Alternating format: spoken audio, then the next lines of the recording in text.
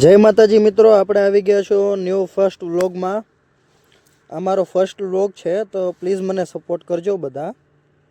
અને અત્યારે આપણે જઈ ચૂક્યા છીએ શોરૂમે, અને આપણે વચ્ચે હનુમાન દાદાનું મંદિર પણ આવશે, તો એના દર્શન બી કરતા જશું. તો આવી ગયું હનુમાન દાદાનું મંદિર. બોલો જય હનુમાન દાદા કી જય. આપણો નવો ટ્રક આવી ગયો છે, એમાં ન્યૂ ટ્રેક્ટર છે બધા.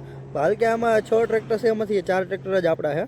તો એ આ બધા લોકો ઉતારશે. પછી એને અને પહેલાં તો ઉતારવા પહેલાં એની ફાંકી ચડાવશે. અને આમાં જે આ ભાઈ છે તેને કાંઈ કામ કરવું નથી, એટલે એ ભાઈ વયા ગયા. ને આ ભાઈ અહીંયા બધું સરખું કરે છે, બાળીને જે કંઈ કચરો હોય એ બધો બાળી દેશે. અને હવે આપણે જાશું ફિલ્ડમાં. તો આપણે ભાઈ આવી ચૂક્યા છીએ ફિલ્ડમાં, અને આપણે અત્યારે જાશું કસ્ટમરની ઘરે, કસ્ટમરને મળવા.